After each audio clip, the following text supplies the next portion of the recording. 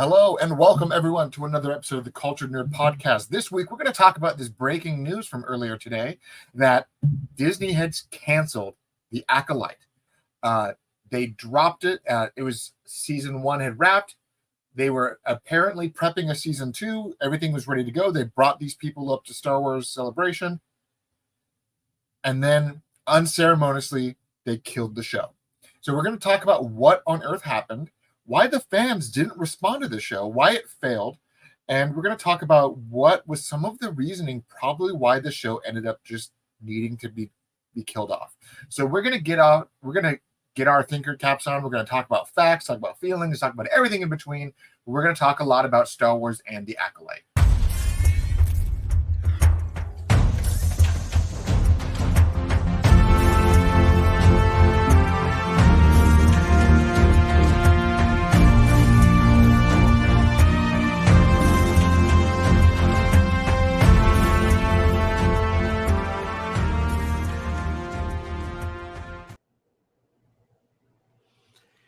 It's feelings time, everybody. It's feelings time. And it's honestly not so much feelings for me because normally I am very passionate about Star Wars. I do run Star Wars a lot with my feelings. But I didn't hate the show. Like, I know we talked about it at length. Michael, you hated the show. I hate what they did with the show. Yeah. One of the things that Taylor and I have been saying is that all of these bad shows have some great Star Wars ideas in it. And this show had some ideas that they never explored. Spoilers, we're never going to explore them. Yeah, so they did some good things. The action on this show was top notch. Some of the best Star Wars lightsaber choreography that we've seen in Star Wars across the board. So they did a very good job with whoever they hired to run the fights. The casting was all good. The acting was okay. It was still pretty good. It looked very well. But the writing is where the show dropped off for pretty much everyone in between. I complained that the show felt very derivative, that the show itself was tackling the same topics that we saw in Return of the Jedi and Revenge of the Sith. There was nothing new being told to us in the story. The Jedi were arrogant? Yes, they were. Jedi made mistakes? Yes, they did. And that's really it. There was not a lot of stuff that was really truly necessary to tell this story until they started teasing season 2. And the fact that they decided to do all these teases in the 11th hour was already too late for a lot of people. If they would have started episode 1 and said, here's the stranger, by the way, here's Darth Plagueis manipulating the stranger, people would have stayed the whole time. Yeah, there seems to be, and I guess it comes from the bad story bits, there seems to be better edits out there.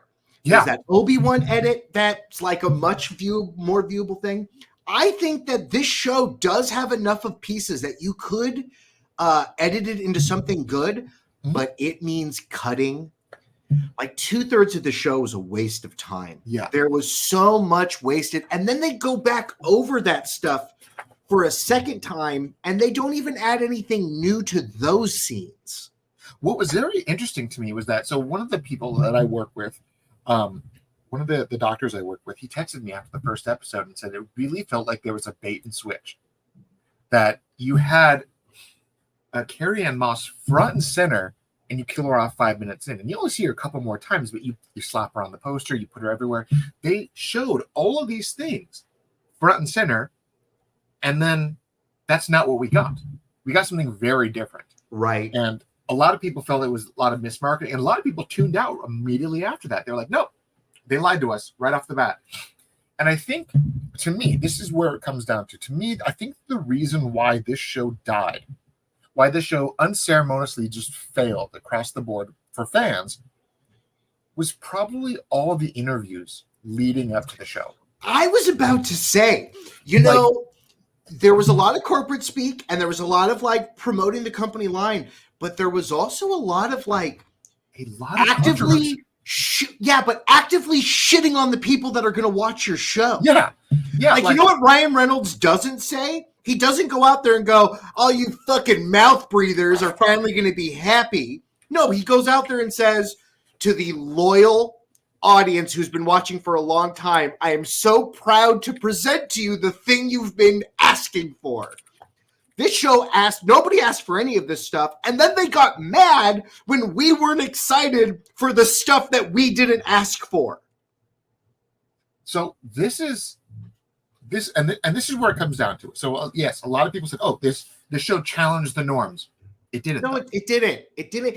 But it didn't challenge anything in Star Wars. Listen, no. Star Wars has already had a lot of great, diverse characters that have had lots of different issues, not dealing with their diversity, but whatever their characters' wants were in the world.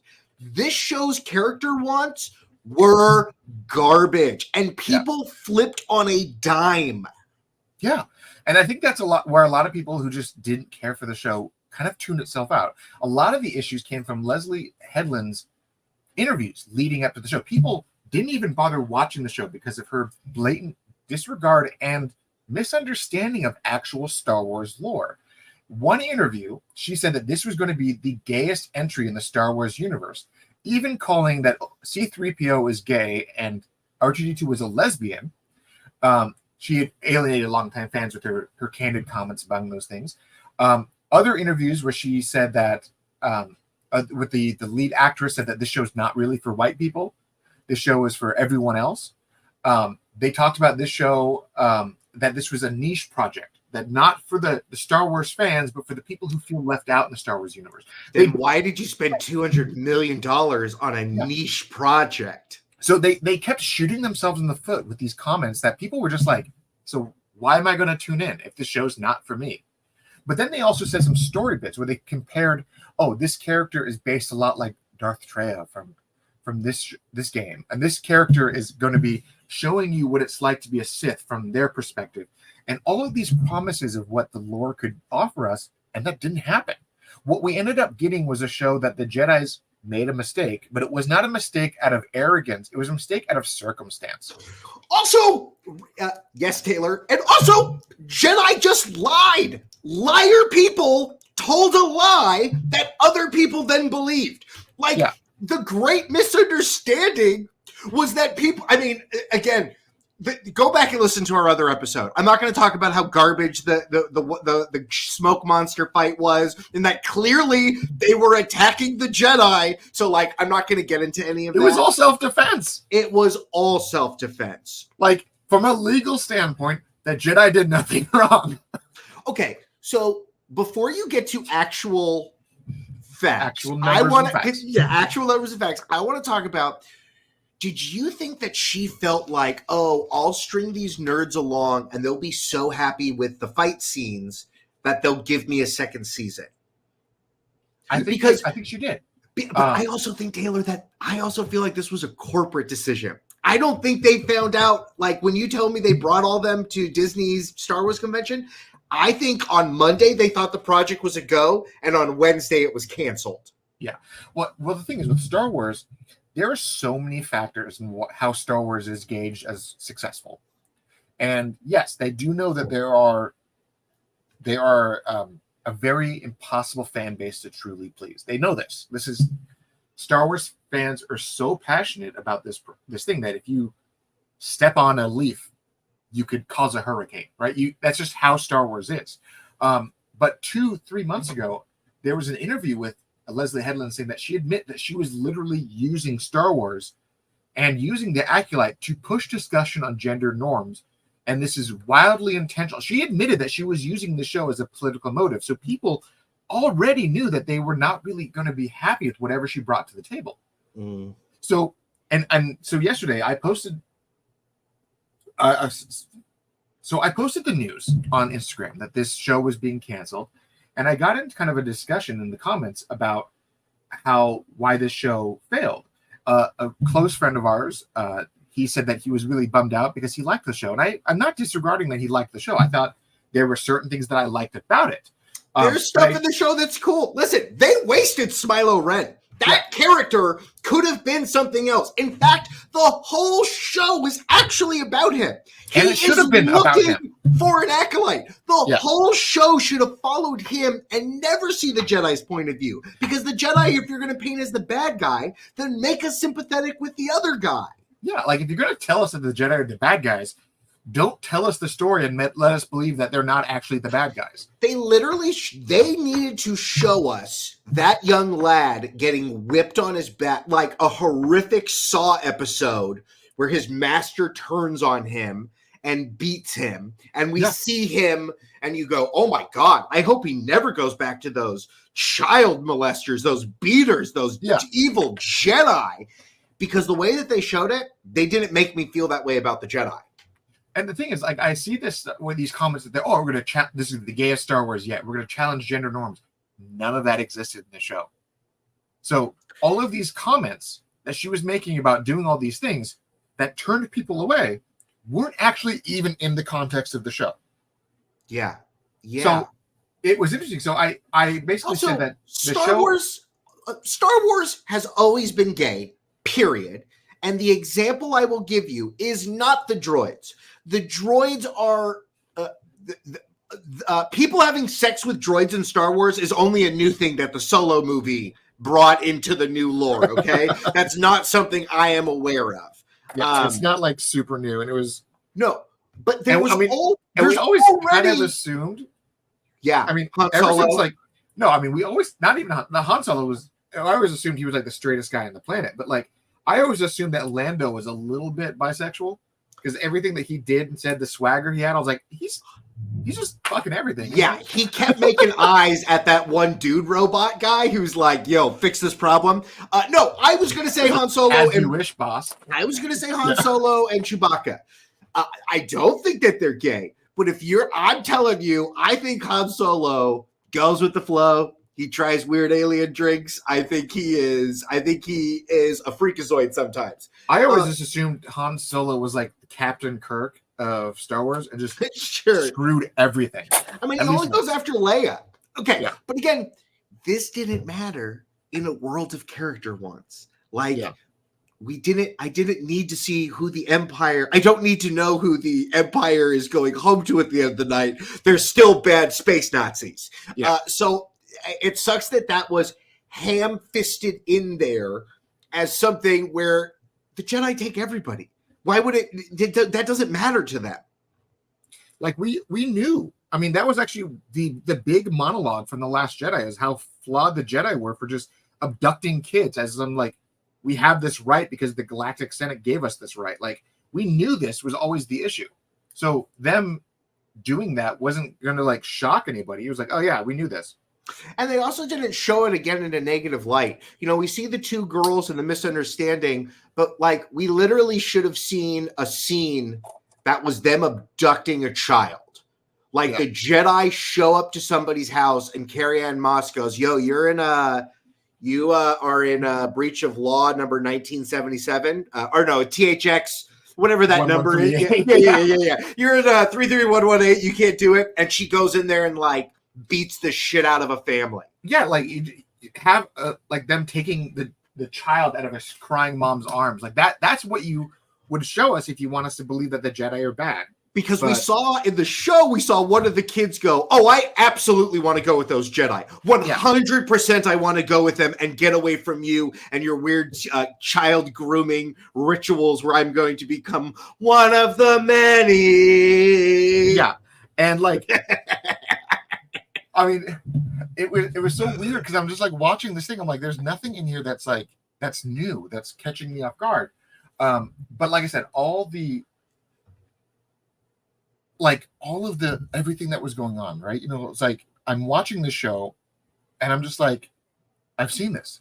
I as I said to my friend last night, the whole show was really wasteful and derivative because it wasted a lot of time when it could have actually done something new. And what it did was rehash the same stuff that we had in a slightly different way, but it was still the same story that we've had multiple times. If you look at like the prequel trilogy plus The Last Jedi plus Return of the Jedi, we've seen all of these story bits. Nothing was new here. The only thing that was really cool was Milo Ren and his lightsaber-inducing Like his lightsaber shut off. He's tiny shake headbutting a lightsaber. I'm like, oh, I'm like, they killed what Jackie. Is it, Cortasis, like the metal that was actually from Star Wars Legends was used, and I'm like, okay, good for them for doing some homework. Well, and before we get to your facts and figures, I feel like I saw 3 disappointing Star Wars things before this happened. Yeah. One, I read that article where the guy from Boba Fett was like, I don't think I'm coming back. That show did not do well enough for them to do more of it. Yeah, so that was one thing that came out earlier, and I don't think that it's like dead in the water, as he said. He just says he's not coming back for the Mandalorian and Grogu movie. I fully expect him to come back because Boba Fett is Boba Fett, and even if he says that I'm not coming back, the fans will be like, "But you're coming back." Like they'll make it happen. Because as much as the fans weren't happy with the Book of Boba Fett, it still actually did very well compared to like some of the other stuff. So yeah. Then we find out that this isn't happening. Yep. We also heard through Chris Gore that Kathleen Kennedy has wanted to retire now for a while, but is trying to go out on a home run and thought it was going to be Indiana Jones and thought it was going to be ObiWan Kenobi and thought it was going to be the Acolyte. And she just keeps missing the mark. So where does this leave Star Wars? Like, so it leaves how much Star Wars, money has Star Wars lost? So it leaves Star Wars in the hands of Dave Filoni is where it's happening. I mean, you already saw that Bob Iger appointed him as like the boss of creative control, and that this project and Skeleton Crew were projects that were done, filmed, and ready to go before that decision was made. So you can basically say anything after Skeleton Crew is going to be Dave Filoni's tenure. So this could have been literally Dave Filoni saying this show didn't do what it needed to do. We have to kill it. Maybe we'll revisit the High Republic and we'll fix some of these issues and tell some of these stories, but we're going to kill it. But on a paper standpoint, these are the facts. And I want to bring this up just right off the bat. Mandalorian cost $120 million per season. You can basically say all 3 seasons now about $360 million, roughly $15 million an episode. It is very high on the ratings across the board. It does very well, sells more merchandise than they probably even spent on the show. Grogu, it's a crazy thing to say. Grogu is $1 billion marketing thing. Yes, it's a Hello Kitty Star Wars. He's amazing, right? And then Book of Boba Fett cost only $105 million, roughly $15 million an episode as well. So it had the same budget, but because it had a smaller episode count, it did exactly that. But it also merchandise for Boba Fett is still very popular. The show probably didn't live up to a lot of expectations.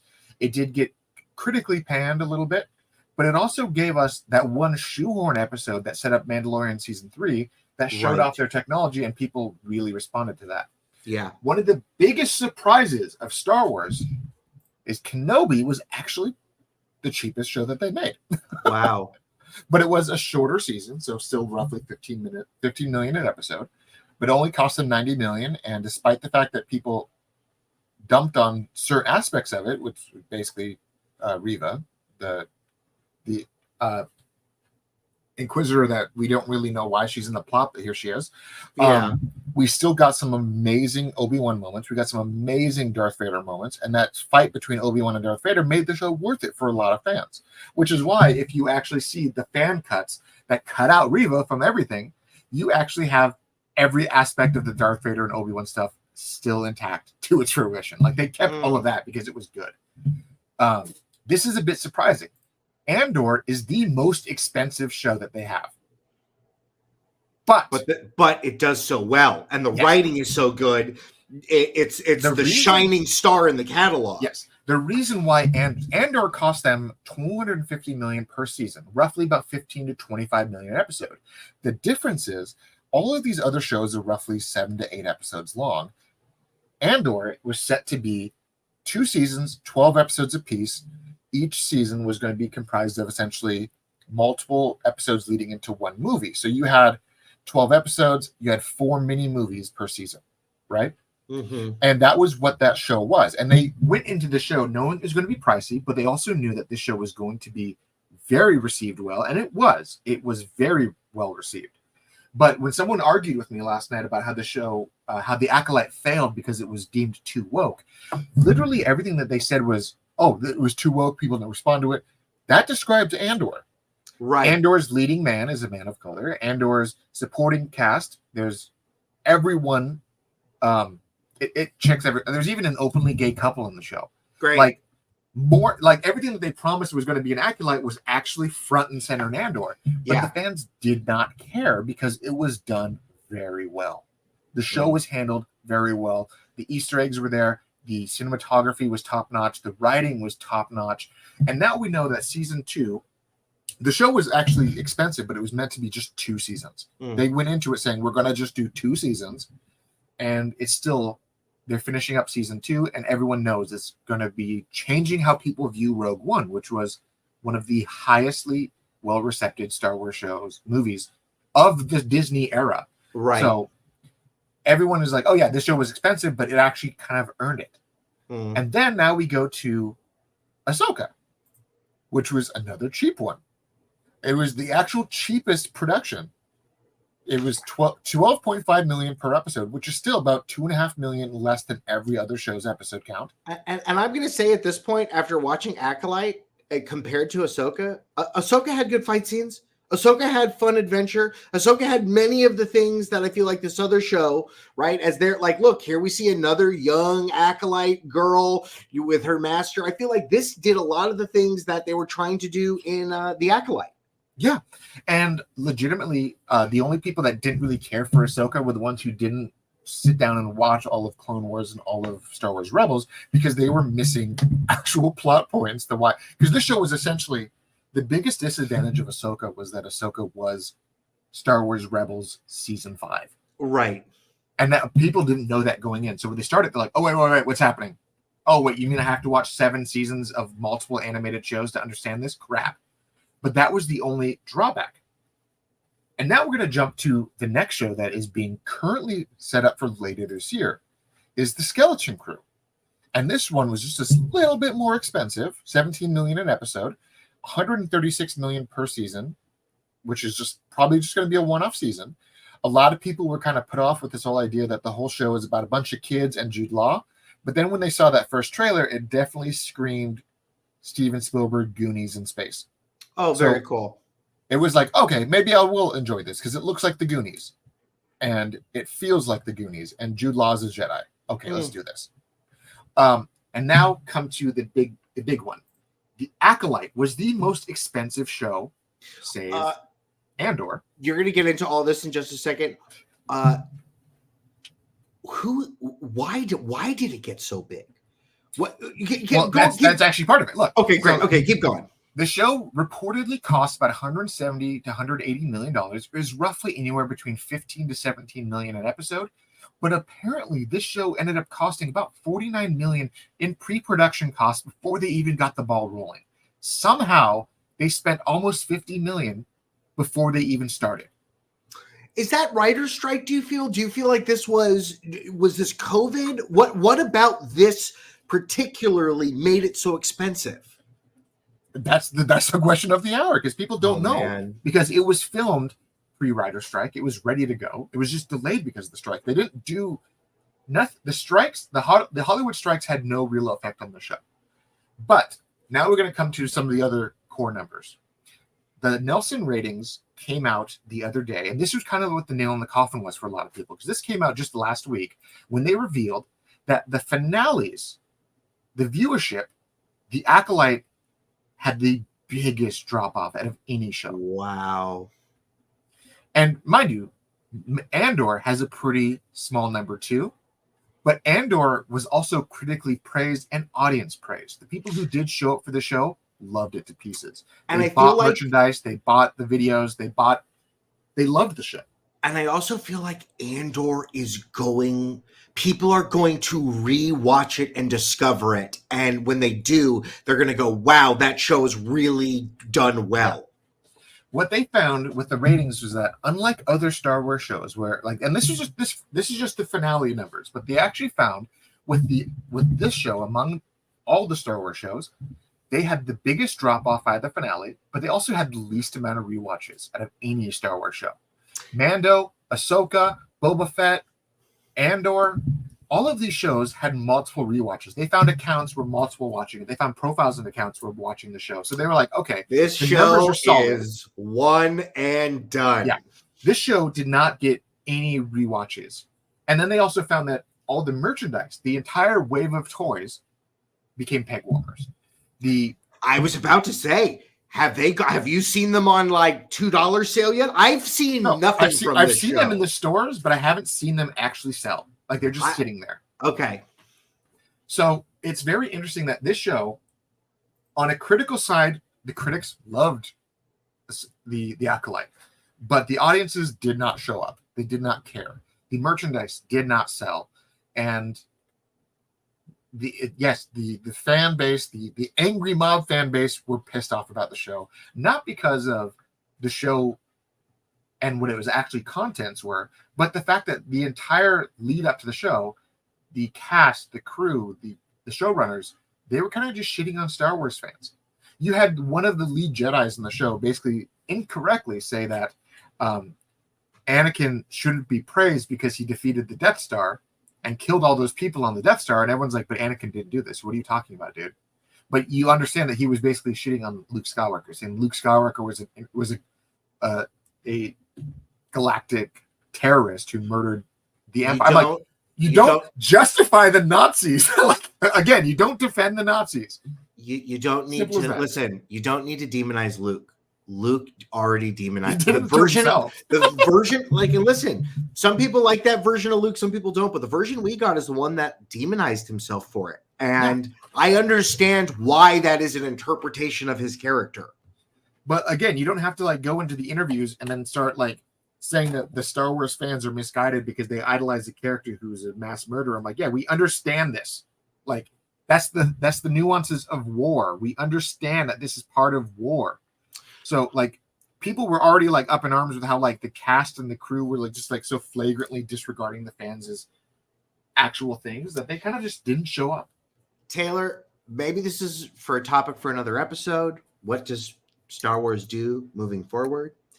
I'm going to let you know I am pretty frustrated that we have not been able to leave the same 40-year period from the end of Jedi to whenever the J.J. Abrams movies start, right? Yeah. I want to see Star Wars 200 years in the future. I want to go where no man has gone before. I want to be done with all of this to see new stories because we're circling the well here and we ain't doing nothing new. And that's the thing is that we had that with the Acolyte. This show took place 100-something years before the prequels. We had a chance to give us something fresh and new. And then they set up this finale where the main good guy became a bad guy and aligned herself with the Sith. And you understand that he was actually being puppeteered by his Darth Plagueis boss guy.